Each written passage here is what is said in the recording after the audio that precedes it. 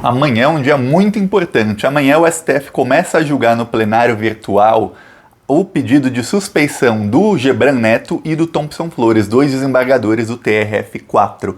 E hoje a defesa do Lula soltou uma bomba atômica que envolve a Carmen Lúcia, que era presidenta do STF em 2018, e envolve o Thompson Flores, que era presidente do TRF4 em 2018. Por quê? Porque no dia 8 de julho de 2018, o então juiz plantonista, desembargador plantonista Favretto, ele mandou soltar o Lula, que estava preso. Lembra que o Lula estava preso em 2018? Foi preso para não participar da eleição, obviamente.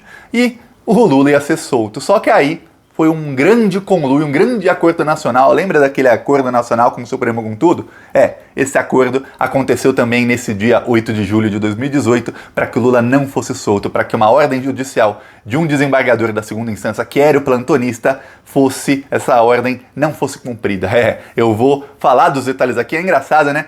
A gente sabe que esse pessoal, os juízes, etc., quando eles tiram férias, eles não voltam de férias para nada. Foi só o Lula. O Lula é a única pessoa no Brasil que conseguiu fazer a presidente do STF, o presidente do TRF4, dois desembargadores e o juiz Sérgio Moro trabalharem no meio das férias deles. Esse é o Lula. Antes de eu falar sobre isso, um segundinho, se você já sabia que era um grande golpe isso tudo, se inscreve no canal e curte o vídeo. Aqui a gente fez mais de 100 vídeos mostrando as mentiras da Lava Jato, mostrando a Vaza Jato e mostrando esses vazamentos. Aqui a gente foi Lula livre todos os dias. Então um segundinho de graça, muita gente não sabe, mas é de graça se inscrever no canal. É só clicar em inscrever e você está ajudando a fortalecer a esquerda. E aqui a gente também faz oposição ao bolsonarismo nas ruas. Ontem nosso carro de som estava em Taubaté, em São Paulo, que é aquela cidade onde a Ford está fechando a fábrica, e na sexta-feira, amanhã nosso carro estará de manhã em Curitiba, estará na Baixada Fluminense, no Rio de Janeiro, e também em Natal, Rio Grande do Norte. Estarão em 3 cidades amanhã denunciando os crimes do governo Bolsonaro, denunciando a falta de vacina porque o Bolsonaro não quis comprar, denunciando a mansão do Flávio, denunciando o caos econômico, inflação, o caos em que o Bolsonaro colocou o Brasil. E quem quiser ajudar com essas ações, no finalzinho do vídeo aqui, só uma coisa, no finalzinho desse vídeo aqui eu mostro um trecho do carro que rodou ontem. Quem quiser ajudar com essas ações pra gente ampliar mais ainda, embaixo do vídeo tem um botão Seja Membro. Clica um segundinho, Seja Membro, e você está ajudando a gente. Ou no primeiro comentário deixe Pix, PicPay, Apoie-se ou conta bancária para quem quiser ajudar. Mas um segundinho, se inscrever no canal também já ajuda. Mas antes, agora vamos falar do assunto, que é o assunto do vídeo, que é a Carmen Lúcia e o Thompson Flores. Leia essa conversa aqui, quem quiser pausa para ler, porque eu vou ter que virar aqui para eu mesmo ler. Mas esse é um trecho da conversa que o Lula protocolou hoje. Eu vou ler aqui. O Deltan diz: Valeixo falou com Thompson, que é o Thompson Flores, que mandou não cumprir até ele decidir. Aí o Deltan diz: isso nos dá mais tempo. A Procuradoria-Geral da República vai apresentar o cautelar de 2P, não sei o que é isso, para a Laurita, que é a Laura Tesler, que é a procuradora, ainda hoje. Aí ele diz: a Carmen Lúcia ligou para o Jungmann, que era o ministro da Justiça, e mandou não cumprir e teria falado também com Thompson. Aí o Deltan diz: o cenário tá bom. O que aconteceu naquele dia foi o seguinte: os desembargadores do TRF4 estavam de férias, os ministros do STF estavam de férias. Quem fica no plantão, no caso do TRF4, era o Favretto. O desembargador Favretto ficou de plantão no TRF4. E aí ele deu uma ordem de soltura do Lula, dizendo: olha, o Lula ele tem o direito de fazer campanha política. Não tem como, ele tem que ser solto para fazer campanha política, é o direito dele. E aí mandou soltar. Aí o que aconteceu?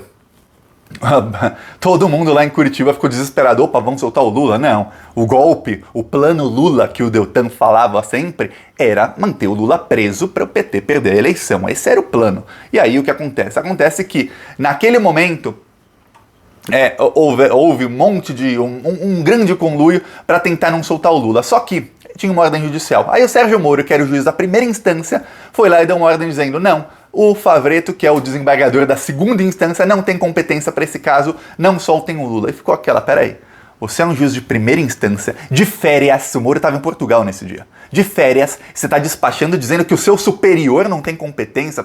Pegou mal, pegou bem mal. Aí o Favretto ficou bravo e falou: olha, eu não só tenho competência, como solte o Lula, prazo de 1 hora para a Polícia Federal soltar o Lula. Eu lembro desse dia, eu lembro, eu morava em Barcelona, eu lembro como se fosse ontem, de cada uma dessas decisões. Aí entrou o Gebran e aí começou a sair na mídia que tinha alguma coisa para a Polícia Federal não soltar o Lula. E a PF não soltava. Agora a gente sabe o que aconteceu. O Gebran falou assim: olha, se o presidente do TRF4, que é quem manda mais que os outros, não se pronunciar, vai ter que acabar soltando porque tem uma ordem judicial. Então ficou toda a pressão do Thompson Flores, que amanhã será julgada a suspeição do Thompson Flores. Aí, o Deltan ligou para a Polícia Federal e falou: não soltem o Lula, esperem a decisão do Thompson Flores. Os procuradores começaram a falar entre si, no grupo, ficaram desesperados, falando: não, a gente imprime e leva em pessoa lá na casa dele, e a gente vai lá, não interessa, ele tem que dar uma decisão para desmandar o Favretto e mandar o Lula ficar preso. Nisso, o Deltan vai e fala: olha, o Thompson Flores falou pro Valeixo, para quem não sabe, ele foi superintendente da Polícia Federal de Curitiba, então todos os crimes que a Polícia Federal de Curitiba cometia era Valeixo e Sérgio Moro juntinhos, tanto é que o Sérgio Moro chamou o Valeixo para ser o chefe de toda a Polícia Federal quando ele foi ministro da Justiça, e foi por causa do Valeixo, que o Bolsonaro não gostava dele, que o Sérgio Moro acabou saindo do governo, tirou o Valeixo, o Moro falou: não, então não tenho mais o que fazer aqui, é isso, esse é o Valeixo. E aí o Valeixo recebeu ligação da Carmen Lúcia, então presidenta do STF, dizendo: não solte o Lula. Olha só, presidenta do STF interferindo num assunto da justiça. Aí o Thompson Flores também falou: não solte o Lula, descumpra a ordem judicial, tá vendo? Você tem a presidente do STF e você tem o presidente do RF4 mandando a Polícia Federal descumprir uma ordem judicial só porque o réu era o Lula. Fosse qualquer outro, cumpriria-se a ordem e pronto. Cumpриria-se? Não, cumprir-se-ia a ordem, a mesóclise, cumprir-se-ia a ordem e pronto, não teria problema nenhum. Aí, mas era o Lula, né, era o Lula. Vamos lembrar agora algumas coisinhas sobre a Carmen Lúcia? Primeira, a Carmen Lúcia apareceu na Vaza Jato algumas vezes, mas a mais forte que ela tinha aparecido anteriormente foi quando os procuradores de Curitiba chamaram ela de frouxa. Por quê? Porque ela não queria dar uma decisão que eles queriam que ela desse, e falar: a Carmen Lúcia é frouxa, vamos mandar outro fazer isso aí. Ela apareceu naquele dia, só que a Carmen Lúcia, ela teve um papel ativo no golpe e na prisão do Lula. Por quê? Porque ela era presidente do STF. Então cabia a ela, Carmen Lúcia, pautar ou não a prisão em segunda instância. E claro, a Lava Jato queria isso, que é isso até hoje, a Globo queria isso, que é isso até hoje, e a Carmen Lúcia foi lá e pautou a segunda instância. Ela poderia simplesmente não pautar. Por quê? Porque já estava decidido. A Constituição é claríssima, que é só depois de transitar em julgado. O termo transitar em julgado significa que é quando não há mais recurso, ponto final, e acabou. Mas a Carmen Lúcia pautou. Ela pautou. E aí ela pautou e ela não quis pautar a discussão da prisão em segunda instância. Não, ela quis pautar o habeas corpus do Lula. E o Lula falava: eu não posso ser preso, era um habeas corpus preventivo, antes de decretar a prisão deles. Foi em abril de 2018. Dia 4 de abril, 3 de abril, foi uns dias antes dele ser preso. E o Lula falou: eu não posso ser preso porque eu não transitou em julgado. É só a segunda instância, então não tem como me prender, causar esse constrangimento pra mim, porque não transitou em julgado. Aí a Carmen Lúcia podia o quê? Podia pautar ou a ADI, que é o que mudaria a lei da segunda instância ou não, ou ela podia pautar só o habeas corpus do Lula. Ela pautou o habeas corpus do Lula. Por quê? Porque havia o entendimento do STF. Ela pautando o habeas corpus do Lula, o que aconteceu? O Lula perdeu e acabou sendo preso, e aí o STF virou a chavinha. Quem diz isso aí, esse termo virar a chavinha, nem fui eu que usei. Foi o líder do governo Bolsonaro, que é o Ricardo Barros, que falou: olha, a Lava Jato fez, ele não citou o grande acordo nacional que o Romero Jucá citou tão, assim, o Romero Jucá desenhou direitinho qual foi a situação, mas o líder do governo Bolsonaro no Congresso, o atual líder, Ricardo Barros, do Partido Progressista, falou: olha, o STF virou uma chave na Constituição, que aí tinha prisão em segunda instância. Para quê? Para prender o Lula, para o Lula não ser candidato. Acabou a eleição, o Lula não ganhou, o STF virou de novo a chave e a Constituição passou a valer do jeito que era antes. Foi isso o que fizeram com o Lula. E aí, olha só que coisa, o líder do governo Bolsonaro admite, e isso foi a Carmen Lúcia. Não foi, nesse caso, não foi Lewandowski, não foi Gilmar Mendes, não foi Rosa Weber, não foi fulano, não foi ciclano, foi Carmen Lúcia, que era a presidente do STF, que tinha todo o poder em suas mãos. E agora a gente sabe que não apenas ela fez isso, como ela também agiu mandando a Polícia Federal descumprir uma decisão judicial, uma ordem judicial, e não soltar o Lula, manter o Lula preso. Quer dizer, a Carmen Lúcia faz parte do grande acordo nacional. E só agora, depois de anos e anos e anos, e agora, depois que a Vaza Jato tá aparecendo e ela tá vendo todos os crimes que foram cometidos, ela deve estar colocando a mão na consciência falando: caramba, eu apoiei tudo isso. Que ela apoiou tudo isso. Se a Carmen Lúcia tiver um pinguinho de decência e de vergonha na cara, a Carmen Lúcia vai se declarar suspeita para todos os julgamentos que envolvam o Lula de agora em diante. Mas você acha? alguém que pautou lá a segunda instância para mudar a chavinha, para tirar o Lula da eleição, para que ganhasse outra pessoa qualquer, e inclusive esteve também no conluio que não deixou o Lula nem fazer campanha, porque se ele fizesse campanha, ganhava o candidato dele, seja quem fosse, no caso era o Haddad, ganharia o Haddad, mas não deixou ele nem fazer campanha. Carmen Lúcia estava nessa, você acha que ela tem esse pingo de vergonha aí? Você acha que ela vai declarar a própria suspeição? Não vai, mas não vai mesmo. Vamos ver como vai ser o voto dela. A partir de amanhã até o dia 12, em algum momento ela vai colocar no plenário virtual do STF o voto dela da suspeição do Gebran Neto e do Thompson Flores. E a defesa do Lula, com essas conversas de hoje, mostram que o Thompson Flores também ligou para a Polícia Federal e mandou a Polícia Federal descumprir essa ordem judicial que era do Favretto. Porque, não cumpre a ordem judicial até eu decidir. O Thompson Flores estava de férias, ele não podia fazer isso. Ele voltou das férias, ele trabalhou nas férias só para manter o Lula preso. Aquele princípio da impessoalidade foi por espaço. Aliás, na Lava Jato, o que valia era o Código de Processo Penal da Rússia, né?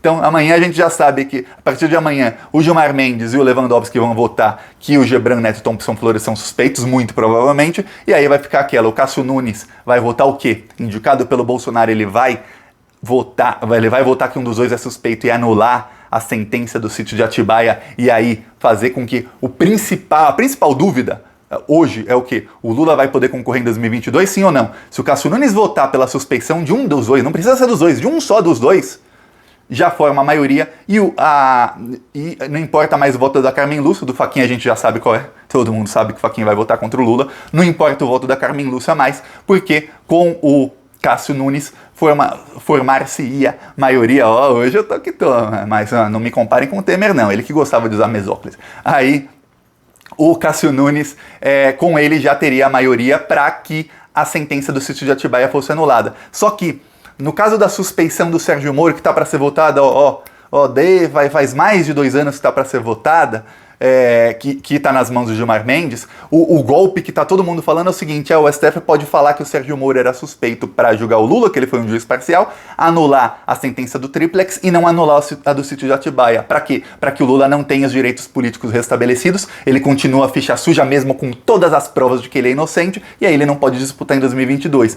Esse era o golpe que estava todo mundo na esquerda falando que o STF vai dar esse golpe. Tem todos os indícios no julgamento da suspeição do Moro, porque o correto era, se o Moro é suspeito e foi ele vamos lembrar, foi o Sérgio Moro quem comandou as investigações e as provas estão de que ele não apenas comandou, mas ele estava em conluio e era chefe dos procuradores, o Moro teria que ser suspeito em todos os processos em que ele meteu a mão no Lula. Não interessa se ele meteu a mão em 1% do processo ou no processo inteiro. E no caso do sítio, ele meteu a mão em 80% do processo, foi comandado pelo Moro, sabe? 80%. Só 20% foi a Gabriela Hart. Aí você fala, peraí, se o golpe do STF é anular apenas a sentença do Triplex e não do sítio de Atibaia, agora o STF tem que julgar dois habeas corpus, que são a suspeição do Gebran e do Thompson Flores, que anula justamente a sentença do sítio de Atibaia. Você fala, se for realmente, se o STF for mesmo dar o golpe que está todo mundo falando, eles não vão anular a sentença do sítio de Atibaia, mesmo com todas as provas. Então é bom, a defesa do Lula está fazendo exatamente o que eu falei aqui, a defesa do Lula vai fazer isso.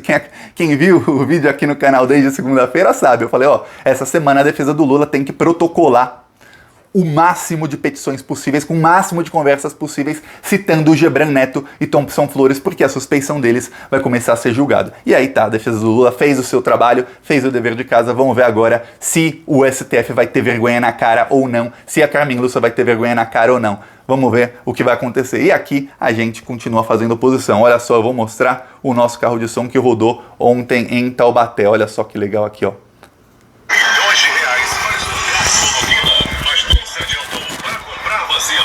Quantas milhões de doses de vacina poderíamos comprar com o dinheiro que o governo Bolsonaro gastou em cloroquina?